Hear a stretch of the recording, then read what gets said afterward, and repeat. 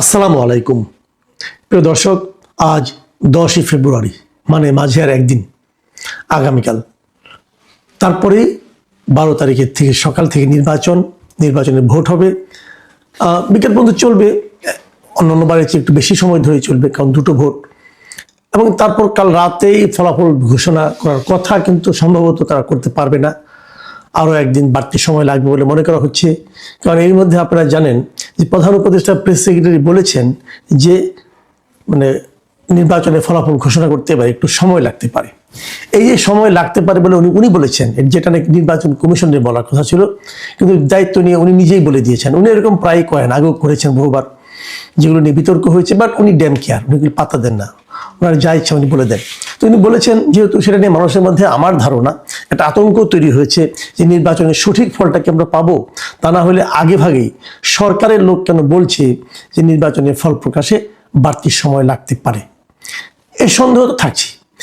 তারপরেও যেটা basic point, সেটা হলো যে এই নির্বাচনের ফল প্রকাশের পর কোনো ধরনের দাঙ্গা হাঙ্গামা, কোনো ধরনের মারামারি সন্ত্রাস, অথবা যেটাকে বলা হয় রক্তগঙ্গা কি বয়ে যাবে, এই প্রশ্নগুলি কিন্তু থাকছে। এই প্রশ্নগুলি নিয়ে আমি আজকের আলোচনা শেষ দিকে একটু আলোচনা করব। তার আগে আমি যে বিষয়টা নিয়ে আজকে কথা বলতে চাই, সেটা হলো যে গতকালকে নির্বাচনী প্রচারণা একদম শেষ মুহূর্তে, কারণ আজকে সকাল 7টা থেকেই নির্বাচনী প্রচারণা কিন্তু বন্ধ। কাজেই গতকালকে রাতেই প্রধান দুটো দল, যেটা জামায়াতে ইসলামী এবং বিএনপি, এই দুই দলের দুই শীর্ষ নেতা, জামায়াতে ইসলামের ডাক্তার শফিকুর রহমান এবং বিএনপির জনাব তারেক রহমান, ওনারা জাতির উদ্দেশ্যে টেলিভিশনে ভাষণ দিয়েছেন। বিটিভিতে সেটা প্রচারিত হয়েছে। সেই ভাষণ দুটো নিয়ে আমি একটু কথা বলতে চাই। আপনারা এই ভাষণ দুটো আপনারা নিশ্চয়ই দেখেছেন, তো আমার কাছে কেমন লেগেছে কার ভাষণ, সেটা নিয়ে একটু আমি কথা বলতে চাই। আমি যদি প্রথমে তারেক রহমানের কথাটা বলি, তারেক রহমান ভাষণ দিয়েছেন পুরো 37 মিনিট 13 সেকেন্ড, আমি যেটা পেয়েছি। বিশাল ভাষণ, এক পর্যায়ে না ক্লান্তি এসে গিয়েছিল আমার। এত লম্বা ভাষণ আমি কেন শুনবো? মানুষের তো একটা সময়ের দাম আছে। এত লম্বা ভাষণ আমি পছন্দ করিনি। বিপরীত দিকে শফিকুর রহমান ভাষণ দিয়েছেন, যেটা এটা তুলনামূলকভাবে ওই ভাষণের প্রায় অর্ধেক। উনি দিয়েছেন 19 মিনিট 15 সেকেন্ড। এটা তুলনামূলকভাবে ছোট, অর্ধেক। কিন্তু অর্ধেক হলো এটা যে শুনতে খুব শ্রুতিমধুর ঠেকেছে, তাও কিন্তু আমার কাছে মনে হয়নি। কেন হয়নি সেটাও আমি আপনাদেরকে বলবো। দুটো ভাষণের টাইপটা দু ধরনের, দুটো ভাষণের ক্যারেক্টার ছিল টোটালি দু ধরনের। আমার কাছে যেমন ধরেন আপনি তারেক রহমান সাহেব কি বলেছেন, অনেক কথা বলেছেন। আমি দু একটা চুম্বক পয়েন্ট আমার কাছে যেগুলি চুম্বক মনে হয়েছে, গুরুত্বপূর্ণ মনে হয়েছে, সেগুলো আপনাদেরকে আমি একটু বলি। যেমন উনি কর্মসংস্থানের উপর গুরুত্ব দিয়েছেন। 1 কোটি কর্মসংস্থান কিভাবে বানাবেন এবং এই জন্য কীভাবে শিক্ষা দিবেন, আপনার কারিগরি শিক্ষা, ব্যবহারিক শিক্ষা দিবেন, শিক্ষিত বেকার দেবেন, শিক্ষা শেষে যারা বেকার থাকবে তাদেরকে ভাতা দিবেন, ফ্যামিলি কার্ড দিবেন, 2,500 টাকা করে প্রত্যেককে দিবেন, ফ্যামিলি কার্ড দিবেন, এবং কোথেকে দিবেন সেটাও বলে দিয়েছেন। উনি বলেছেন যে এখন এই ফ্যাসিবাদী আমলে যে বিদেশে প্রতি বছর $16 বিলিয়ন পাচার হতো, উনি এই পাচারটা বন্ধ করবেন। পাচারটা বন্ধ করতে পারলে ওই টাকা দিয়ে এটা হয়ে যাবে। খুবই উচ্চাভিলাষী একটা, উনি যে পাচার বন্ধ করতে পারবেন, এটা ওনার সদিচ্ছাটা এতে প্রকাশিত হয়েছে। কিন্তু পারবেন কি? যদি না পারেন, যারা পাচার করে অভ্যস্ত তারা কি পাচার করবে না, অথবা ওনাকে মেনে নেবে? পাচার করতে না দিলে তারা কি অন্য ভূমিকা অবতীর্ণ হবে না? এসব প্রশ্ন থাকছে। কিন্তু ওনার প্ল্যানটা আমার কাছে মনে হয়েছে কোথাও পয়েন্ট উনি প্ল্যান করেছেন। এবং উনি বলেছেন যে রাষ্ট্রের মালিক আসলে জনগণ, সেটা কেবল খাতায় কলমে থাকে। উনি করে দেখাবেন যে জনগণের যার যে অধিকার, সেগুলো উনি যাতে নিশ্চিতভাবে পায়, সেই ব্যবস্থা উনি করবেন। উনি একদম টু দ্য পয়েন্ট আরও কিছু কথা বলেছেন। মসজিদের এবং বিভিন্ন ধর্মীয় প্রতিষ্ঠান যেগুলো আছে অন্যান্য ধর্মের, এখানে যারা নাকি ধর্মগুরু যারা আছে, মসজিদের ইমাম, খতিব, মুয়াজ্জিন যারা আছে, এদের অর্থনৈতিক সুবিধার কথা উনি বলেছেন, যাদের অর্থনৈতিক সুবিধা দেওয়া হবে। এটা আমার কাছে খুব গুরুত্বপূর্ণ মনে হয়েছে।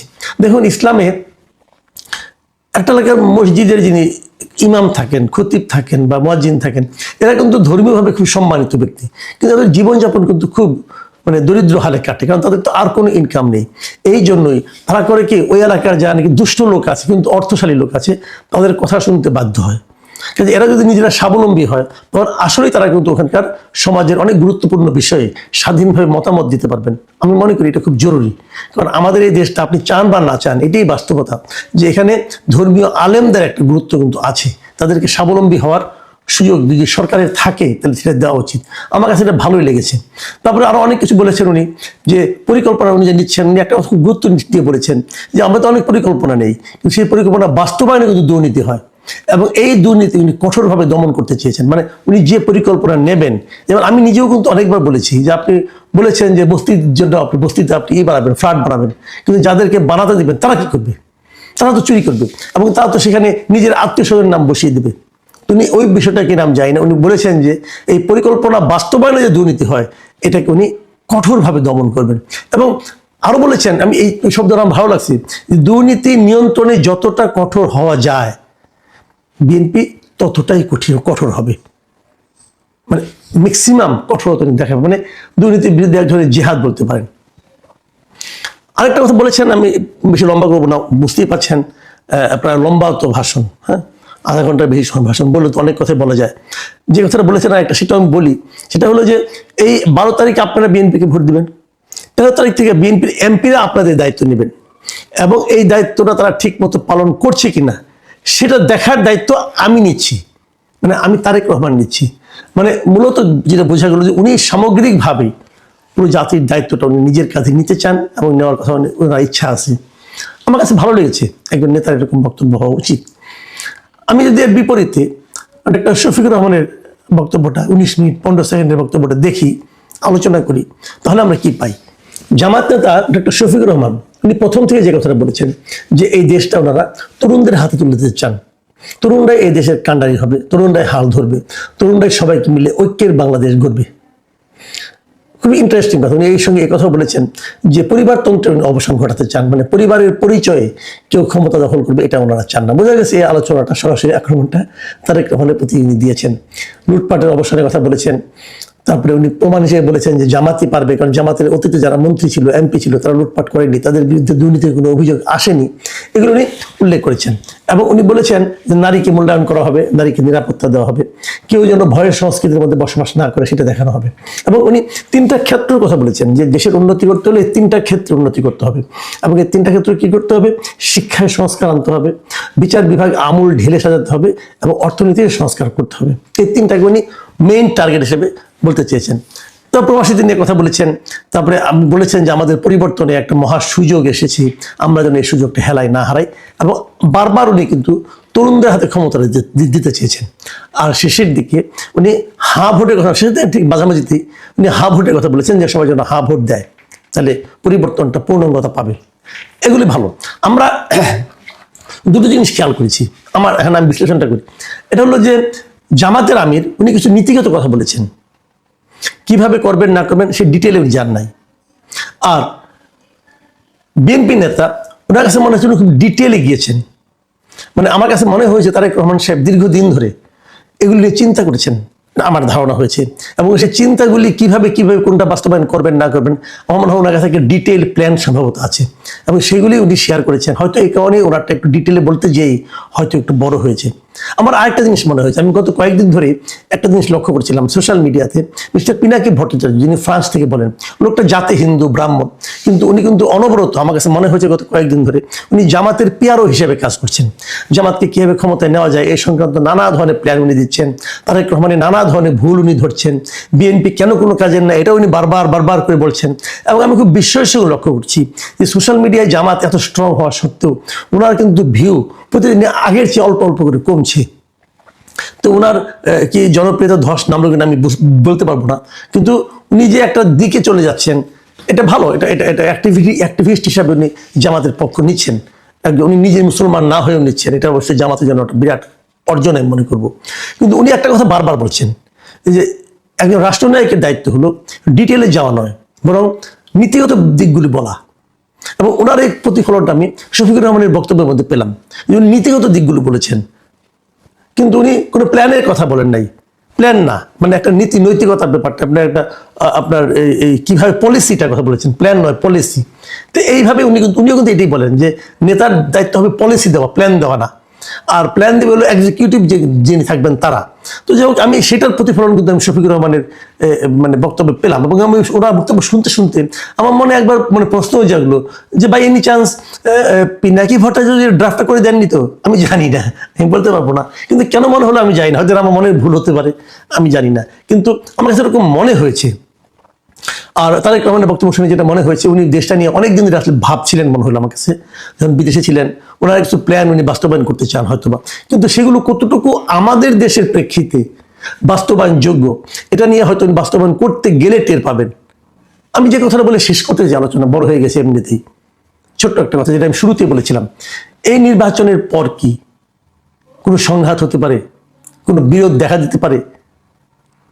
আমি শুরু থেকেই বলছিলাম নির্বাচনটা শান্তিপূর্ণভাবে হবে, আমার কাছে মনে হয়েছে, কারণ যারা নাকি অশান্তি তৈরি করবে সেরকম কোনো সম্ভাবনা আমি দেখিনি। আমি বিভিন্ন সেক্টরগুলি বলেছি, বিএনপিও চায় নির্বাচন হোক, জামাতও চায় নির্বাচন হোক, সরকারও চায় একটি নির্বাচন হোক, এমনকি আওয়ামী লীগও চায় একটি নির্বাচন হোক। কাজে এই নির্বাচনে বিরোধ তৈরি হবে কেন, সংঘাত কেন হবে, এগুলো আমার যুক্তি ছিল। আমার যুক্তি সবসময় ঠিক হবে তা তো আমি মনে করি না, আমিও তো মানুষ, তাই না? আমার সীমাবদ্ধতা আছে, জ্ঞানের সীমাবদ্ধতা আছে, চিন্তার সীমাবদ্ধতা আছে, কিন্তু ভুল তো হতেই পারে। কিন্তু এখন আমার মনে হচ্ছে দুইটা বক্তৃতা শোনার পর নির্বাচন পরবর্তী পরিস্থিতি নিয়ে আমি একটু উদ্বিগ্ন। কেন উদ্বিগ্ন সেটা বলি। আমি দুটো ভাষণের মধ্যে খুব আগ্রহ নিয়ে অপেক্ষা করছিলাম একটা শব্দ শোনার জন্য। সেই শব্দটা হলো, দুজন নেতাই বলবেন যে 12 তারিখে নির্বাচন হবে, জনগণ যে রায় দেবে আমরা সেটা মেনে নেব। মানে জনগণ যদি আমাদের বিরুদ্ধে রায় দেয় আমরা মেনে নেব। এই কথাটা আমি কোনো নেতার বক্তব্যে পেলাম না। অথচ গণতন্ত্রে কিন্তু এটাই মূল বক্তব্য।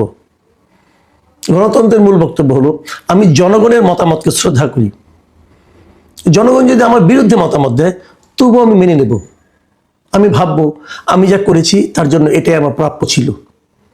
কিন্তু এই বক্তব্যটা আমি এই দুই নেতার কারো কাছ থেকে পেলাম না।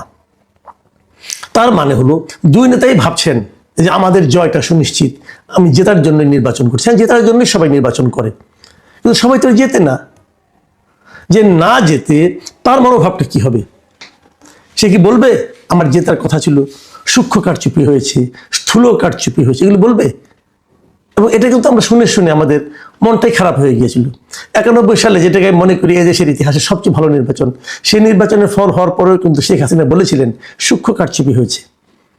96 নির্বাচনে আওয়ামী লীগ যখন বিজয়ী হলো তখন আমি খালেদা জিয়ার পক্ষ থেকে বলতে শুনেছিলাম, ওনারা বলেছিলেন যে স্থূল কারচুপি হয়েছে। তো এগুলো বললে কি হয়? জনগণকে অপমান করা হয়। জনগণ যে আসলে আপনার বিরুদ্ধে রায় দিতে পারে এটা আপনি মানতে চান না। এটা না মানার মাধ্যমে আপনি প্রমাণ করেন আপনি নিজেই গণতান্ত্রিক না। এবার কি হবে? এবার দুই নেতার কেউ তো বললেন না যে জনগণের রায় আমরা মেনে নেব। বলা উচিত ছিল। যখন তারা না বলেন তখন আমরা আতঙ্কিত হই।